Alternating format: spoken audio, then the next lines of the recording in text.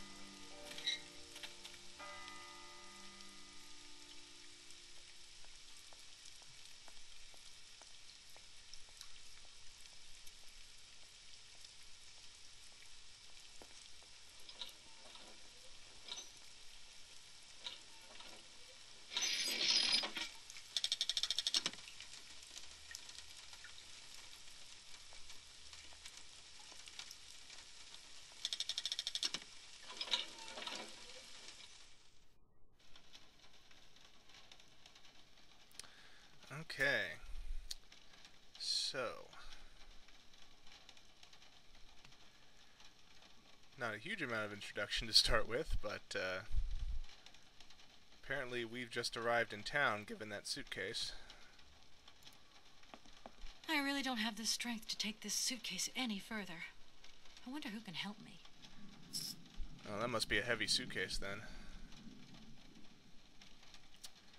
Ah, the sound of rain always makes me calm. Alright, let's see if we're carrying anything. Dialogue notebook. Okay, so we need to review any dialogue we got here. And a cell phone.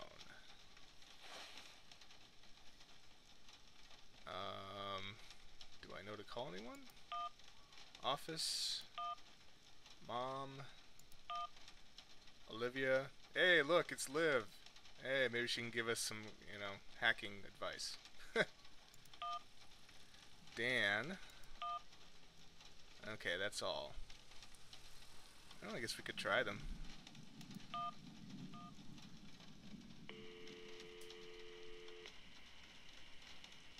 You have reached Martin and Lawman Associates. We're sorry, but all our lines are busy. Please call back later. Okay, so that sounds like a law firm, so it's a good bet we're a lawyer. Say hello to Mom, maybe?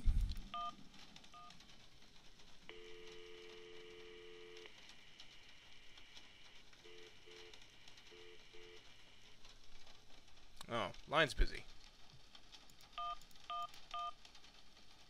Hey, Liv!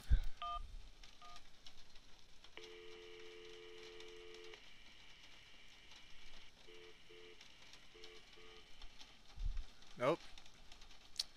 That line's busy too. And Dan.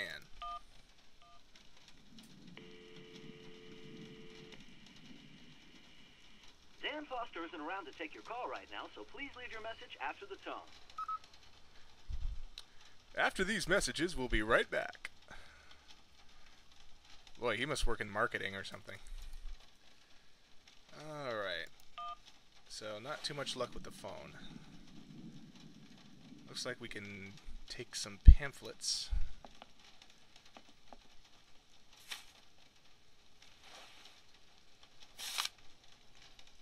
Ah.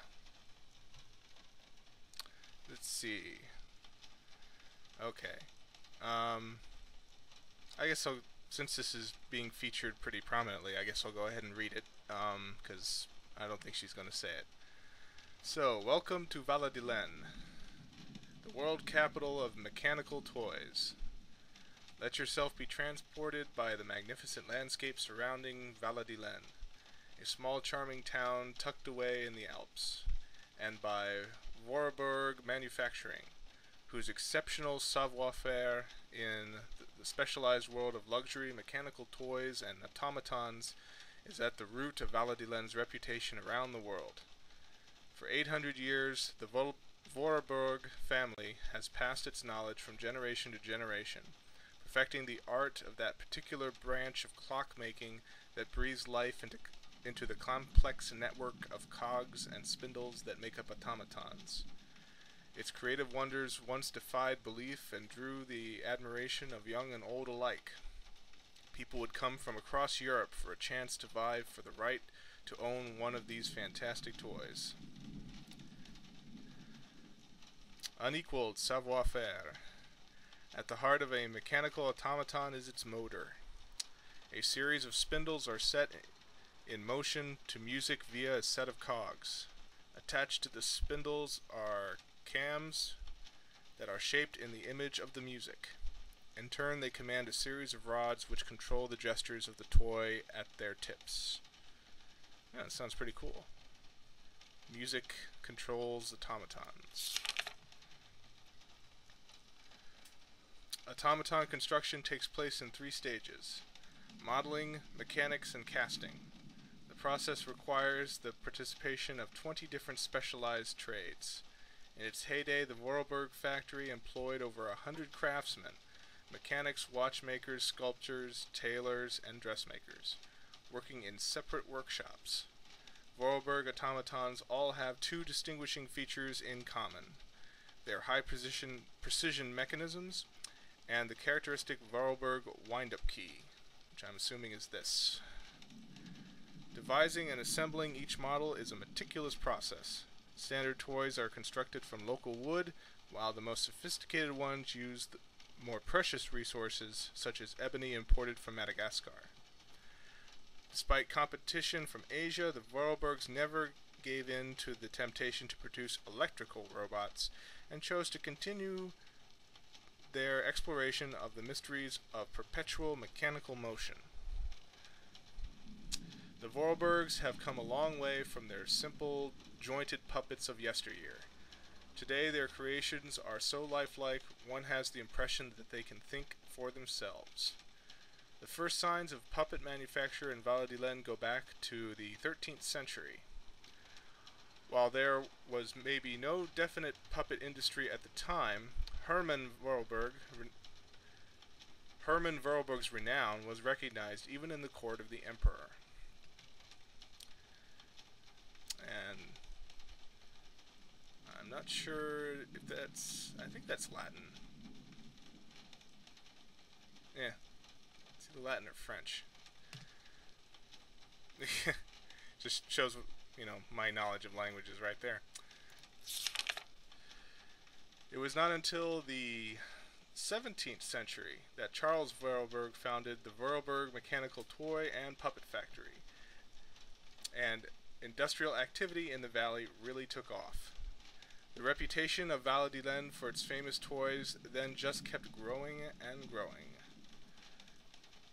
Here's Charles Vorarlberg with one of his creations. A large part of production was devoted to producing theatrical puppets. The turn of the 20th century was Valadilene's golden age, as expressed in the factory's impressive architecture and the main houses of the town. The Vorarlberg reputation crossed the oceans, dispatching its fine precision mechanisms across the globe to delighted buyers who began to believe that Vorarlberg automatons had a life of their own. This is Rudolf Vorarlberg, managed the business during the glory years of the Vorarlberg factory. Since the end of the Second World War, the destiny of the factory has been in the hands of Rudolf's daughter, Anna Vorarlberg, the last and sole descendant of the prestigious line of craftsmen. This inspiring figure negotiated the business through the end of the war. She breathed new life into production by creating works of art to appeal to experts and enthusiasts alike, Vorarlberg automatons became rare collector's items with highly innovative mechanisms of unequaled ingeniousness, even to this day. So there ends the brief history of the town that we're in and the industry behind it.